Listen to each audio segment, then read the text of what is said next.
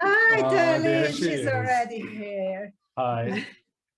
So an introduction Go ahead. for the audience here. Darlene Lancer, is this correct how I say it? Darlene Lancer. Okay. Yeah. Is a licensed marriage and family therapist and expert author on relationships and codependency. She has counseled individuals and couples for 30 years and coaches internationally. Her books include Conquering Shame and Codependency, 8 Steps to Freeing the True You, and Codependency for Dummies, and 7 ebooks, including 10 Steps to Self-Esteem, How to Speak Your Mind, Become Assertive and Set Limits, Dealing with a Narcissist. Well, that speaks to me. 8 Steps to Raise Self-Esteem and Set Boundaries with Difficult People. I'm Not Perfect, I'm Only Human, How to Beat Perfectionism and Freedom from Guilt and Blame, Finding Self-Forgiveness. They are all available on Amazon or other online booksellers, and her website, www.whatiscodependency.com, where you can get a free copy of 14 tips for letting go. Well, she's sought after speaker in media and professional conferences. Find her on SoundCloud, Clip, LinkedIn, YouTube, Twitter, Darlene Lancer, Instagram, and Facebook. Wow. Thank you for inviting Is it me. normal that I want him and he needs more space and stuff like that? Like, where is this határ? The boundary. The limit. boundary. Where is yeah. It's gonna be different in every relationship.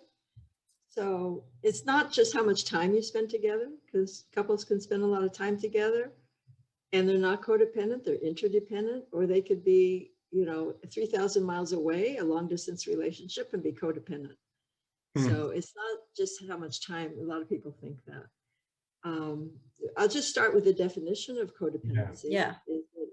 It's when someone's thinking and their behavior revolve around another person or a substance or a process. So that includes addicts. And it means that your thinking and what you share and how you act is determined outside yourself. So you're trying to tune in to the other person to see if what you say is going to be acceptable, whether they're going to approve of you, how you can get them to like you, how you can make them love you. You're reacting to all of their feelings, and you lose touch with your inner self. The more you start looking outside of yourself for validation and for cues of how to behave and what to say, the further you get from your true self, because you're looking out there for answers that only come from in here, from inside. So that's kind of my definition. There isn't one definition of codependency, but I believe it starts with the person, and it's your relationship with yourself that's key. Because codependents have, I would say, a lost self. Because for so long, starting in childhood usually, they've looked outside themselves for approval and definition, how to behave and how to be survive in their family, that they lose touch with those internal connections. So in terms of, go ahead. No, I was just thinking, like, is it mutual? So it says codependency. So is it, there is a couple? It is. And people, so it's not like I'm codependent, but he's not. No, I don't think that. A lot of people say that, oh, my wife is codependent, or a narcissist and a codependent. Well, I think narcissists are codependent too, because they really need that admiration and approval from someone else. So there's a little bit of difference, but some of the core symptoms are similar with a narcissist and a codependent. But usually people gravitate to someone who's about the same level of emotional development. We call it, psychologists call it individuation. And that means how much of your thinking, your feelings, your belief system, your behavior, your perceptions are individual. They're yours. They're not based on your parents. They're not based on somebody else. That you can own your own reality. And then we say you're individuated. You're an individual. So that's a gradual process starting in childhood, all the way into adulthood. And people usually feel most comfortable with someone who's about the same level. So if someone is not codependent, let's say, and they start dating someone who is, they're not going to want to be in that relationship too long. So they were going to feel either their needs are not getting met, or they're feeling smothered, or they're just not appreciated. They're, the other person isn't independent enough, or they're too distant.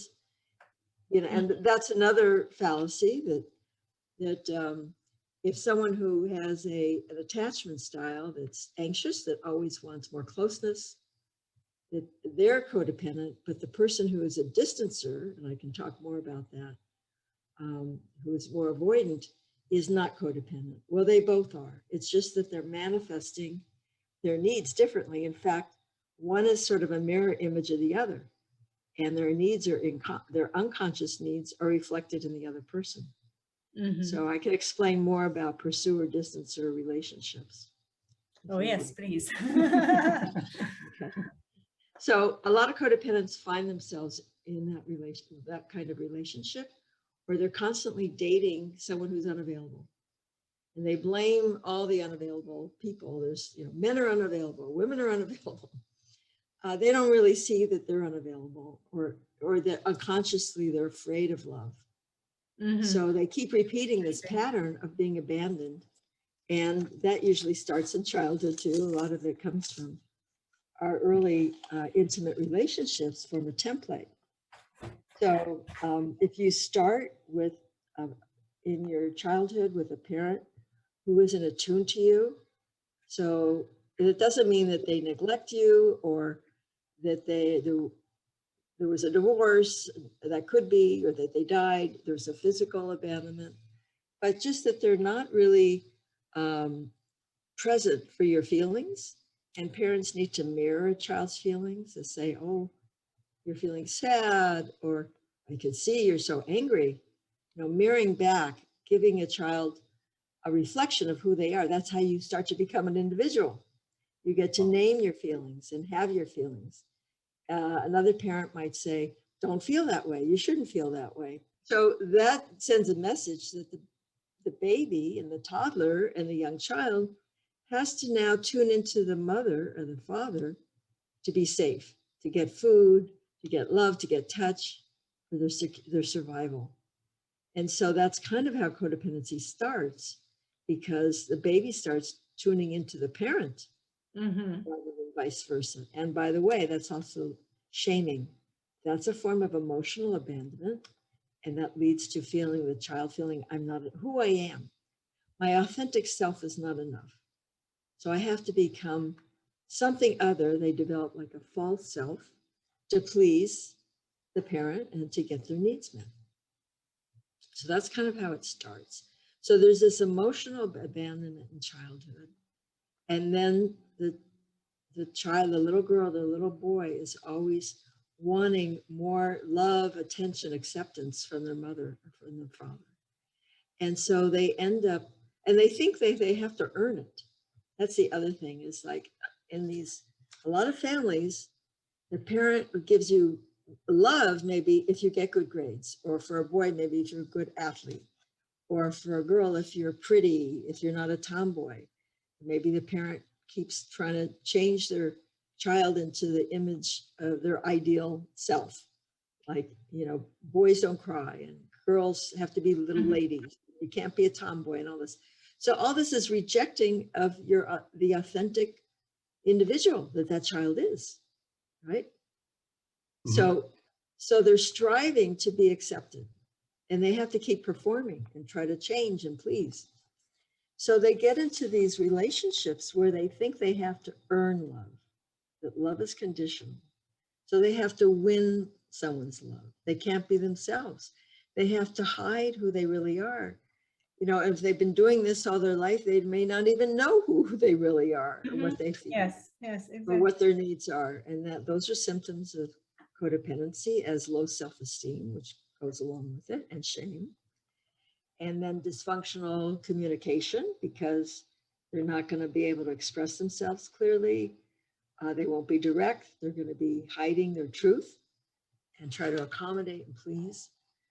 So then they start, because of the shame and insecurity and who they are, they will, on a couple levels, they may attract someone who is discounting them, or attract someone that can't really be loving. Maybe a narcissist, they're learning to please someone else, or someone who's abusive, because they're used to abuse, and not only in their childhood, that they abuse themselves verbally. So typically, many people, especially codependents, have a lot of negative self-talk and a lot of self-judgment. They may not be conscious of it. And one of the first things you can do to build your self-esteem is to write down your negative self-talk, become more aware of it, because you can't change it if you're not conscious of it. Mm-hmm. So if you have trouble receiving compliments, if you have trouble getting attention, how are you going to accept love? How are you going to accept attention from someone? You will discount it. You'll think, oh, you know, you're just saying that, or that person doesn't have good taste, or they're boring, or you'll find a million excuses. They're trying to manipulate me. I don't trust it. Or it's so the old joke, you know, I don't want to be in a club that you're a member of. So it's not good enough. So if he loves me, I guess he's not good enough, because I need, the thinking is that I have to work hard. I have to win someone's love, because I'm really not quite enough. So I have to prove that I'm enough. So they get into these, and then they get afraid of really being close, because if you're close, that means you're starting to reveal yourself. You not only get physically naked, you start to get emotionally naked. People are going to see your warts and all, you know, your bad breath. They'll hear you fart, you know, they're going to see all your flaws. When you get angry, they're going to see your weaknesses. So if you're insecure about that, you can't accept it in yourself, you're not going to want to get too close to anyone. You're going to want to use the metaphor of, like, you're going to want to change in private. You're going to want to undress in private, because you don't really want to be seen. And I'm speaking emotionally, not just physically. So you'll be with someone who's not going to want too much intimacy, right? Yeah. Because that's going to trigger these fears, but you're not conscious of that. You're conscious of wanting love, wanting closeness, but that other person is providing safety for you. This unconscious fear, the unconscious shame that you're not enough, you know, and that you have to keep working for it. So then you have these relationships that prove that you're not worthy of love. You have relationships with people that are abusive. You have relationships with people that are unavailable. And you think, it just shows that what's wrong with me? Nobody ever wants me. I'm just, you know, they choose someone else. Nobody ever commits to me. I'm just not enough. And I have a whole track record of failed relationships. Yeah. So it increases your fear of intimacy, and it lowers your self-esteem, and increases the shame. And so this is what I call the cycle of abandonment. And it keeps perpetuating itself until you really start to change the inside, because codependency reflects your relationship with yourself. Your relationship with yourself is a template for all your relationships. So self-love is really the key. And it's more than bubble baths and massages. It's really accepting who you are, and honoring your needs, and verbalizing them. This is how you can break the cycle, so with Yes. self-love, like awareness of your thoughts, and then self-love, right? Yeah, right. So, well, it's more than that. So, there's, you know, low self-esteem is learned. Dysfunctional communication, dysfunctional boundaries, dysfunctional denial of your feelings, low self-esteem, all that's learned in your family. And the fact that it's learned means that you can learn something new. It can be unlearned, and you can learn healthy self-esteem, you can learn healthy communication. So the first two ebooks I wrote were 10 Steps to Self-Esteem the ultimate guide to stop self-criticism. And that's because, well, the first step is what I said, writing down your negative self-talk. Is that something you can really become aware of and start to change? And there's 10 steps you can go through to really identify that critic inside and build a healthier relationship. Turn your critic into a coach, I would say. You're never going to get rid of self-criticism because sometimes it's necessary to improve yourself, to guide you to eat better, exercise more, get better, take care of yourself. So it can be useful if it's a loving parent and not trying to detract from you and help you to reach your goals. The other ebook I wrote was How to Speak Your Mind, Become Assertive and Set Limits. Because the other thing that is very hard for codependents is to have boundaries and set limits. And being assertive is a precursor to that. So that means making I statements about what I need, what I feel, what I want. Problem is, denial is like the hallmark of addiction. And one of the first traits that you have to overcome in codependency is denial of our needs, our wants. And so learning to identify them and then having the courage to express them and having the language I think to do that's it. huge. Yeah, it's really hard because you don't know what you don't know. And so it's step by step. But the good thing is you start changing how you talk, it builds your self-esteem. And when you build your self-esteem, you become more assertive. So there's a dialectic process there.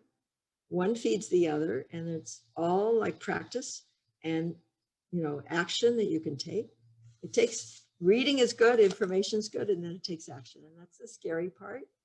So it's helpful to have a coach, a therapist, to join a 12-step program like Codependence Anonymous to get reinforcement and support, because it takes a lot of courage to speak up and to make these changes, to risk up, because it's always, the bottom line is you don't want to risk abandonment again. You don't want to go to that place you felt as a child that you were inadequate or that you would risk. Sometimes it feels like, even though that you're in present time as maybe a 40-year-old adult, it feels like I'm going to risk my mother's love.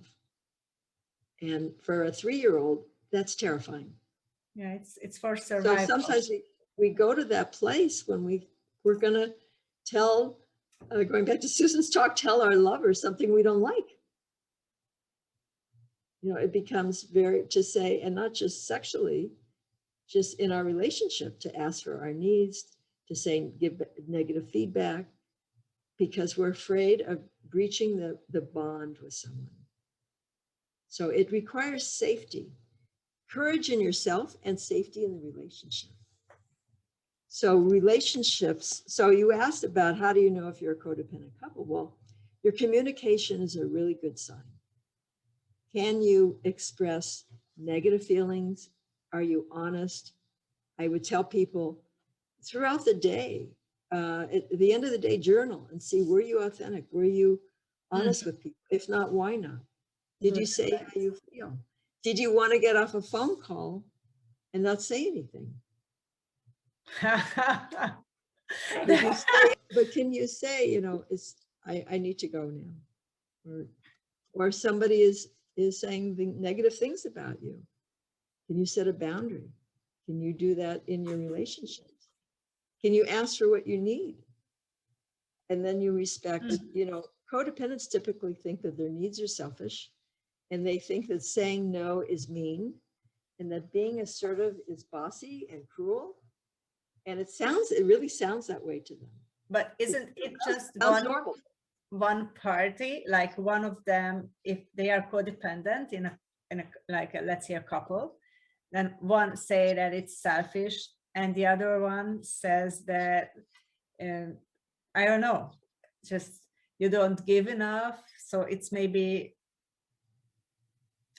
that's selfish too. Okay, so let me just clear up. When you say someone says that's selfish, that's not assertive communication. That's labeling.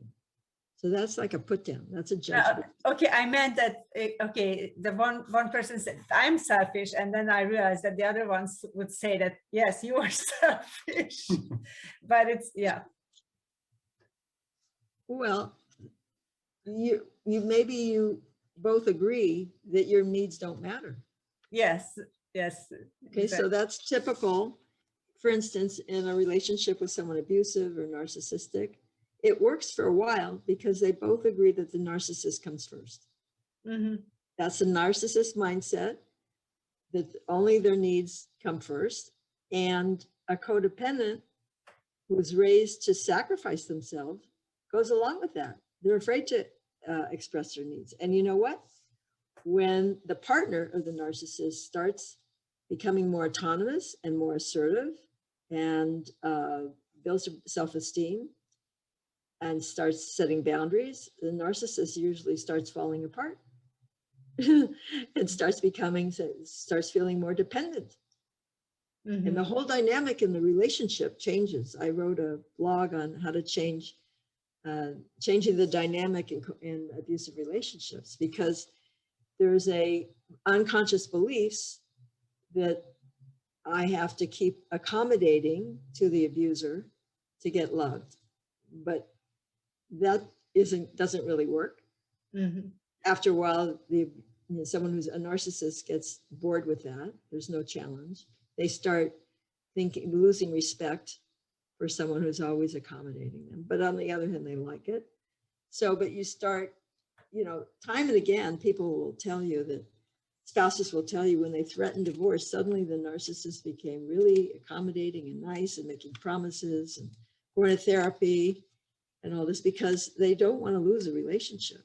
It's only when they think that they might be abandoned that suddenly they panic, because they feel humiliated and they got to get their needs and they got to get their supply back.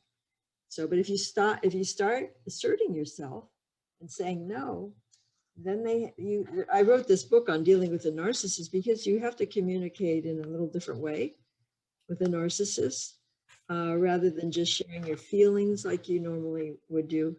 You share your needs and wants in terms of how it's going to land with the narcissist, because to them relationships are transactional. So you keep reminding them it's a two-way street. If you want me to listen to you, then when I speak, I'd appreciate if you listen to me, because really when you don't listen to me, all my loving feelings go away, and I really don't have any incentive to listen to you. But I'm really happy to listen to you when you listen to me. So you let them know you're educating them about the impact of their behavior, because likelihood is that they didn't get that from a parent. Mm-hmm. Mm-hmm. And a lot of codependents don't either. But so I started to talk about safety, and the ingredients for intimacy require trust. I would say, emotional intimacy in a relationship, self-awareness, meditation helps, learning, journaling about your feelings, your needs, your wants, being aware of yourself, being able to be present, to listen to someone else, to hear, to tune into yourself. It requires openness. It takes courage to be honest with yourself, and then to be that honest with someone else. And I mentioned self-esteem.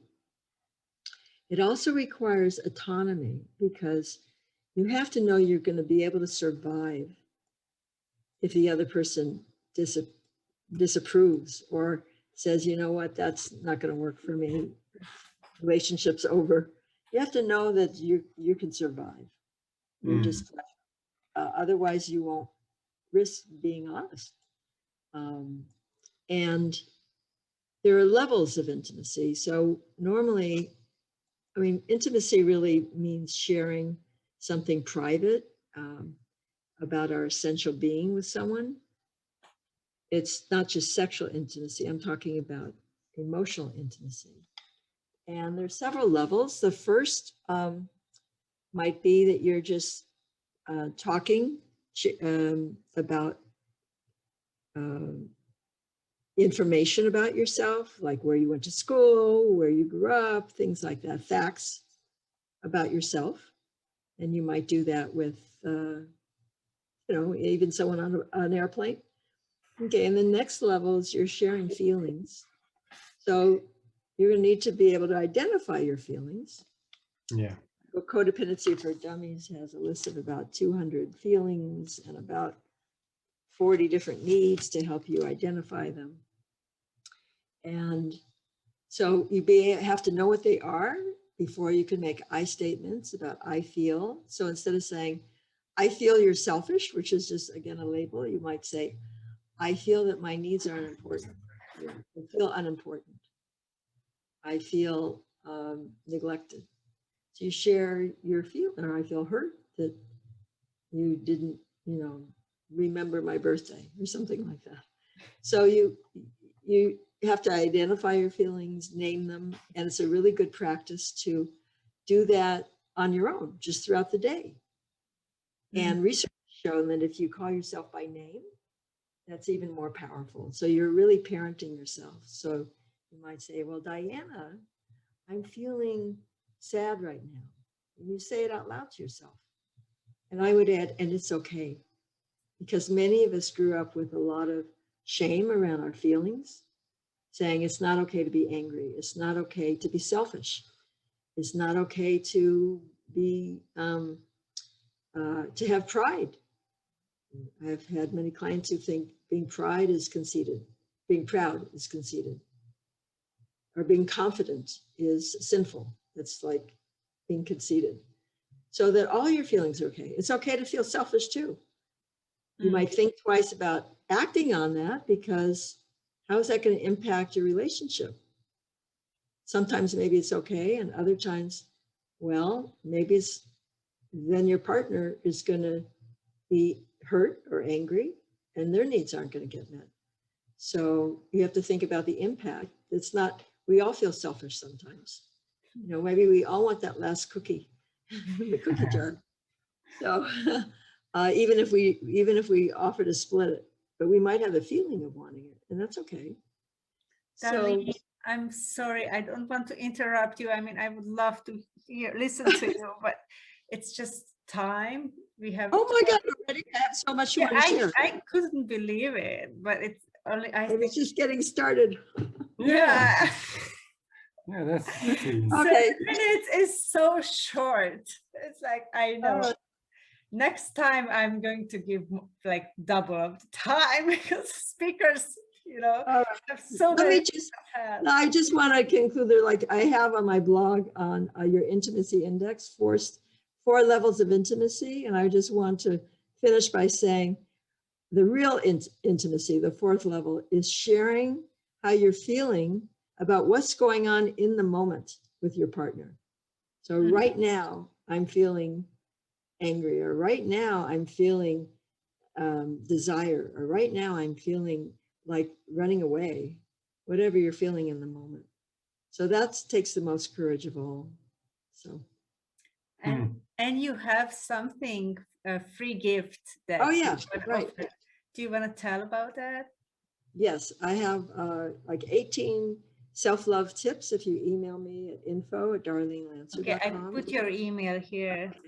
Yeah, I'll send that to you. And this reviving, marital bliss, the reason that so many relationships get stale and they may go out on romantic dinners and candlelight, but when it lacks the vitality and the excitement of this kind of intimacy in the moment, that's what's missing, because people start to fear risking the relationship ending.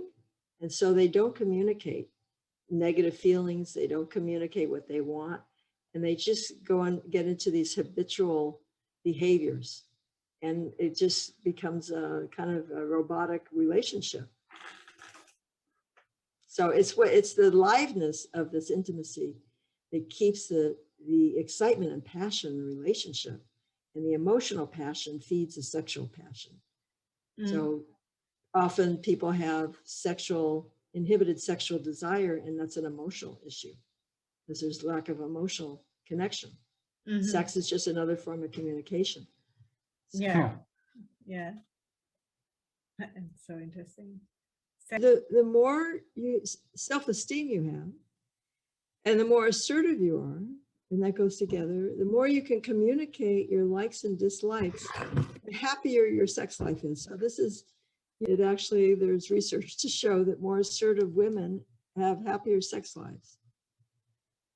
So if you're sensitive to hurting man's feelings or being rejected, then you're going to edit what you say. You don't feel comfortable. I have a whole chapter on sex in my book on conquering shame, because shame is what keeps us from sharing. Shame about our bodies, shame about our appearance, our performance.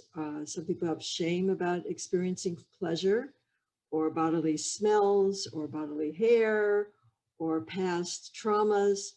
So all of that feeds into our sexual self-esteem, which is actually a little different than just general self-esteem. It has to do with how we feel about ourselves sexually. So building your self-esteem is key to intimacy.